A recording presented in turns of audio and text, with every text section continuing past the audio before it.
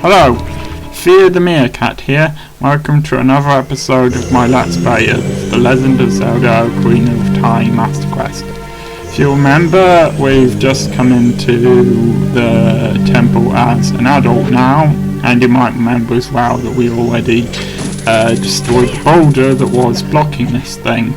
If my voice sounds a bit weird, I've got a cold, it's annoying, I'm sure we'll get over it, but yeah, that's what's like that.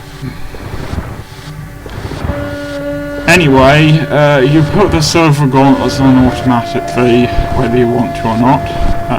I don't see why you wouldn't. So yeah, you don't need to do anything to do that, and it allows you to move massive blocks like that, and to be honest, it really isn't that helpful.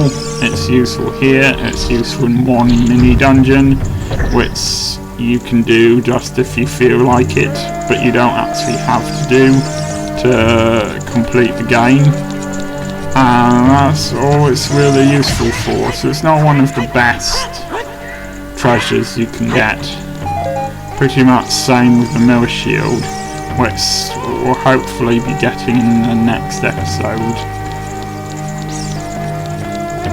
However, they do allow you to move those blocks. So the floor master or wall master, whatever it's called, the big hand thingy, is a little more active now, although we don't need to stay in that room yet, but we'll be going back to the Desert Colossus room later.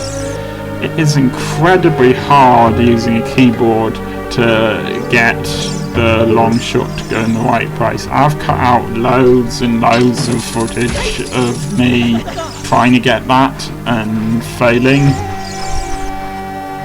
I don't know, maybe I ought to start using a controller with my PC. I'm not sure.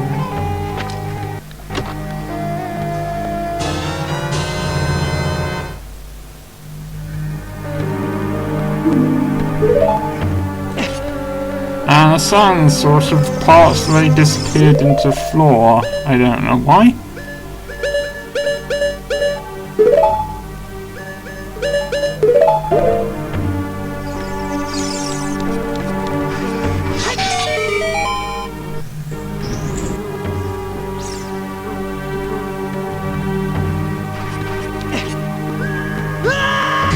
I don't know why I jumped down there instead of climbing down there.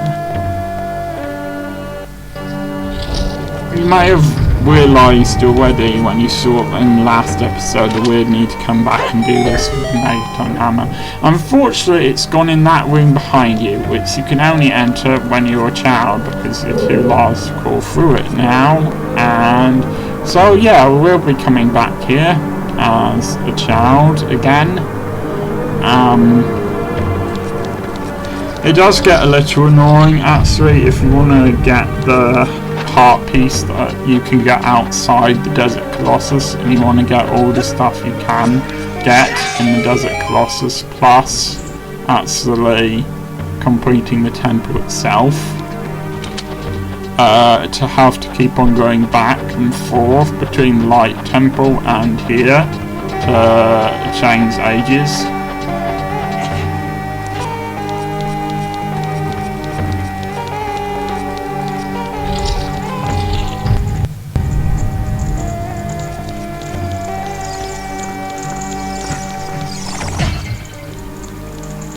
So you might remember how to do the block puzzle, and you need to go again here.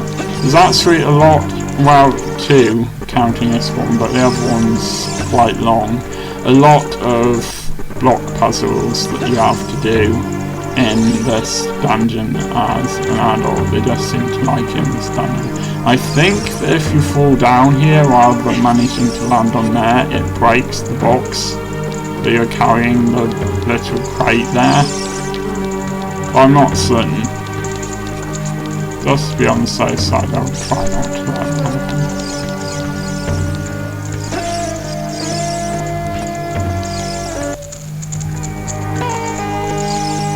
In case you don't remember how to do this and you're playing along, it's just what I'm doing, assuming. Of course, you can if you do something wrong, you can always get the blocks to come back to their original position if you play the sort of correct time. I don't think the time blocks look quite boring, to be honest, but never mind. They are what they are, I guess.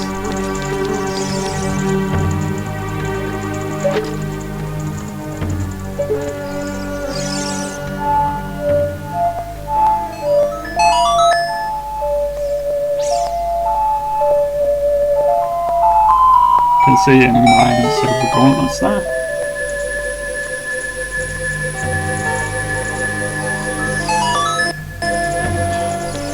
So straight up his arse.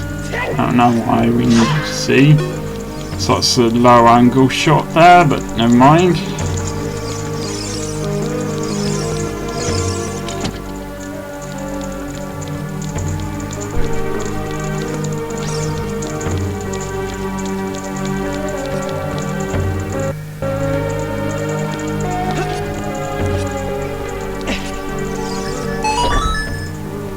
This actually reminds me of the Egyptian section of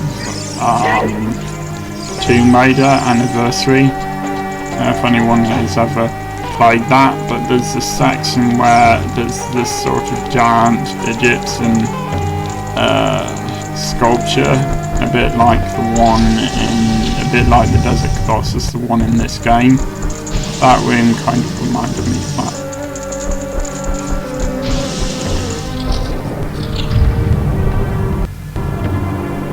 This time we can finally defeat these avenged sevenfolds, although not like that. It took me a while to work out how to do it.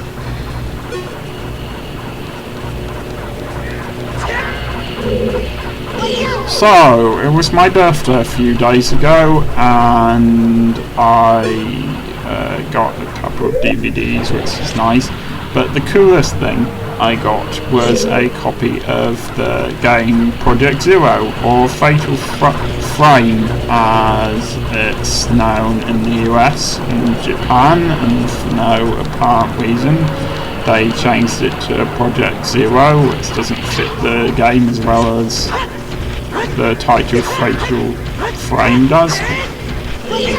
Never mind. You can see this thing can still set it on fast. So yeah, unfortunately I can't do a let's play of it because it's not for the PC, it's for the PlayStation 2, but it's a really cool survival horror game and I definitely recommend it. It's so scary, I have to say, and tense as well. You know, just half an hour into it, my entire body was just so tense because of not knowing what's about to happen. You get this feeling playing it like anything could be around the corner. Honestly, seriously, more scary and more tense than any horror game I've ever played. I think I even like it more than I like Silent Hill. You know, Silent Hill is a tremendous game, but this was even better. Yeah, there are a couple of floor masters, or whatever they're called now. I don't know how exactly these things master the floor or the walls. How these things are the masters of the walls. Anyway.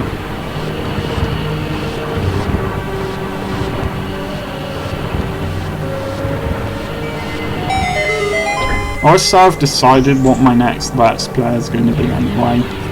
Now, for this one, this time you really need to move all four. Well, I think you can get away with 3 if you don't want to get the gold Skulltula in here, but I am going to show off the gold Skulltula because I might as well get it.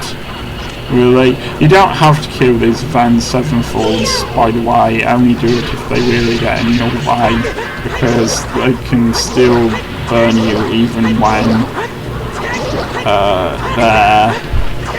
even when they haven't got the flames around them. Although I do like the way their heads, I say, sort of splits apart when they're killed. That's quite cool.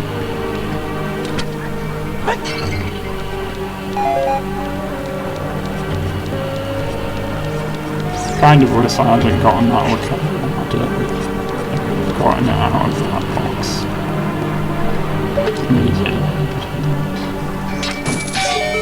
So I cut out a lot of footage of me moving these around from this point on, because it just gets kind of boring moving them around, to be honest. And yes, that fire does come back, but there is a fairly easy way to get rid of it again, so get that as close as you can without getting burned, and then grab it from the other side. Basically, you do need to turn the fire off sort of in the meantime, as it were. I are going to get burned when you try and grab it from the other side.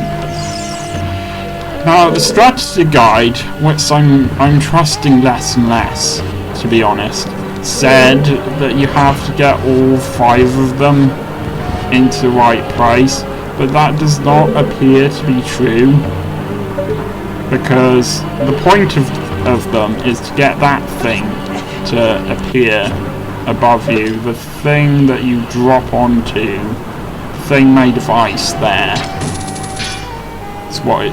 That's why you need to get all 4 in there, and moving the 5th one seems to do nothing.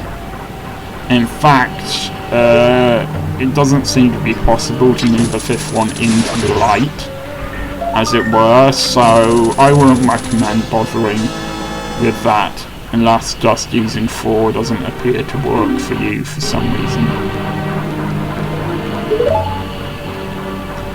I got so much footage for this. I got 1 hour and 5 minutes footage. I think it's the largest amount I've ever had for an LP, and I managed to cut it down to about 24.5 minutes. But I just messed up this. Well, I messed up a block puzzle that comes up later, and spent a very long time on it.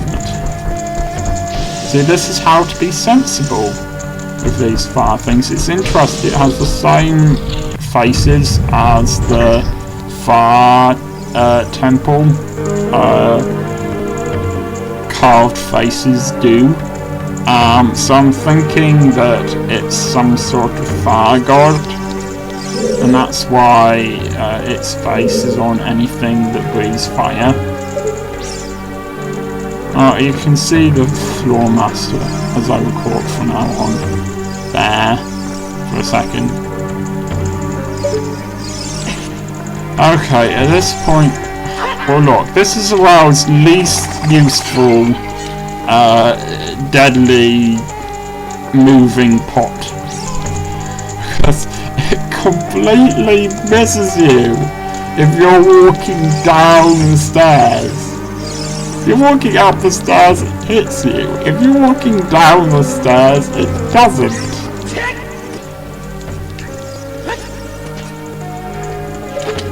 Anyway, you need to get into a good vantage point to be able to get all of these quickly. Speed is of the essence here, so you need to be standing somewhere where you can get to all 3 of them in rapid succession. I'll try to make them more rapid than I have here, because I just terrible at this. My aim is awful. Even when I'm playing something like, you know, paintball, for example, or Laser Quest, my aim is just pathetic. Oh well. Anyway, I have a bit of a confession to make. As I'll make in a second. But to keep you in suspense, I will make you wait as well.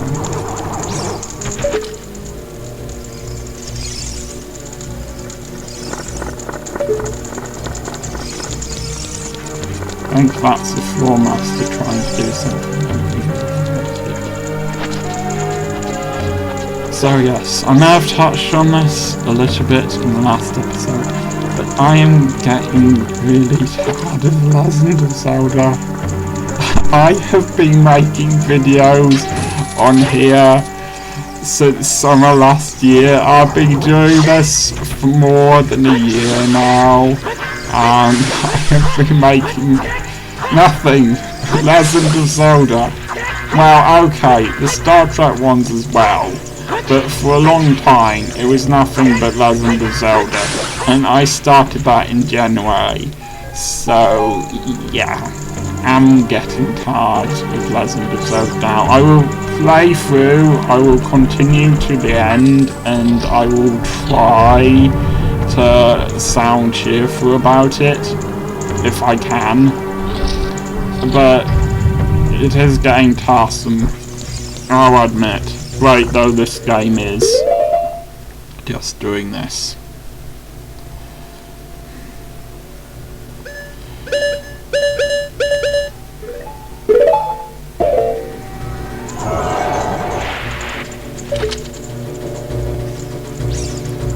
Why did I ignore the giant hand behind me? You may never know. Anyway, yes, according to the strategy guide, it's possible to get that thing with the long shot and make your way over there, although there isn't a heart piece in it or anything you vitally need, which is why I didn't bother. I think it contains arrows or something like that.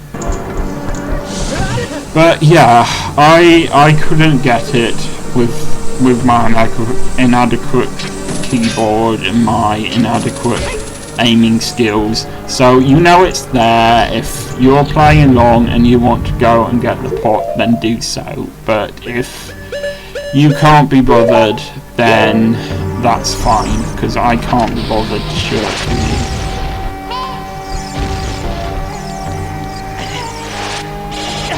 Fortunately, those things can't knock you off.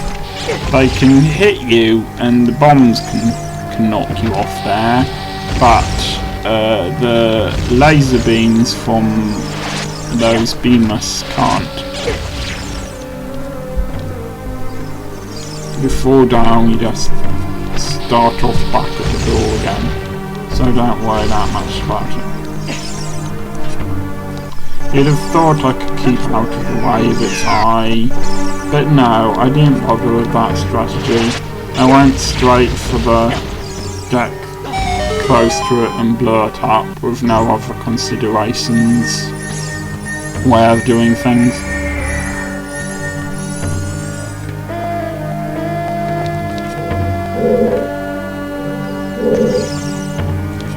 Okay, here it is. This block puzzle is coming up.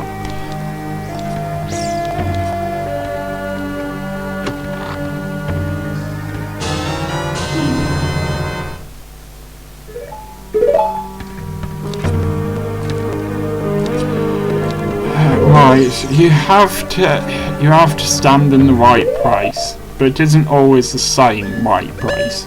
Basically, you stand here and press it and play the Song of Time twice. I've cut out most of this because it literally took me 20 minutes to get this right. And then you go over to the other side of the room. You'll see that in a second, and play the Song of Time once, and then you come back here and play the Song of Time one more time. And that's how you do it. 2 over there, 1 here, 1 over there again. And you think it would be simple. You have to make sure Navi's green and in the right place, and you need to be standing close to it as well. If you're too far away, even if Navi's standing in the right place, it won't work.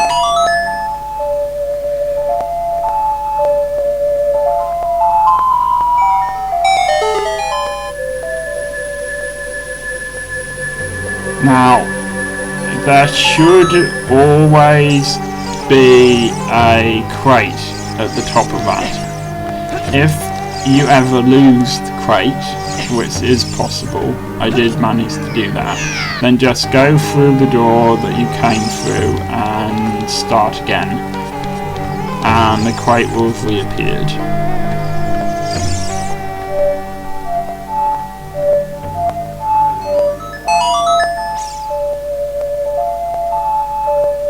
Anyway, if it's taking me a while to get this episode online and done again, it's because I was away for a few days, as I may have mentioned on the Star Trek LP. You can see the crate there, and also having internet problems because my internet doesn't work very well when it's raining, and we had 2 very stormy nights here.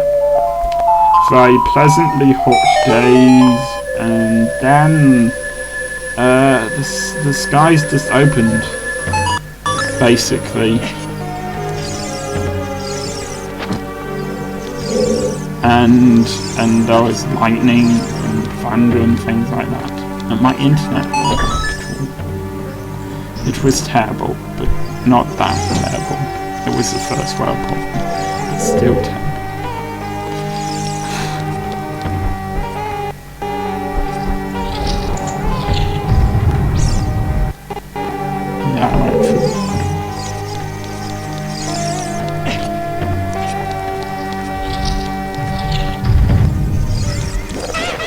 These ones seem to be wearing armour. I don't think that any of the ones we've seen so far are dressed that way.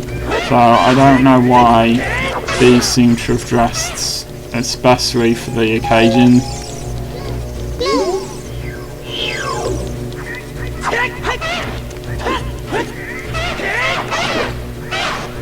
I seem to have gotten better at avoiding them as well.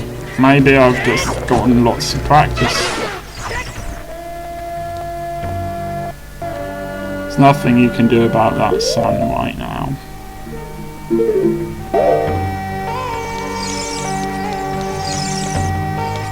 Now there's supposed to be a heart piece, or maybe it's a recovery heart, I don't know, in there, but I couldn't find it. I couldn't get one. There didn't appear to be in one. Perhaps I can search again. And for some reason, oh right, there it is. Sorry, forgot. Anyway, for some reason, hitting it with your sword, hitting the crate, seems to open the door. That's a new one. I think that's happened before. These things are invisible, so you need the lens of truth. It took me a while to work out that you need the lens of truth.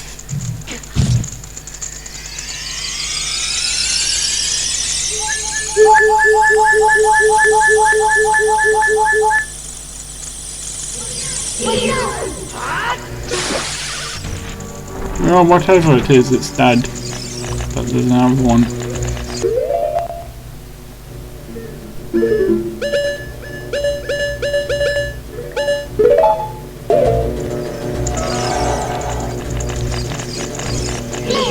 I may have already mentioned this before, but if you don't get rid of the hands separately, they will reform eventually, even if all of them aren't there, into the giant hand again.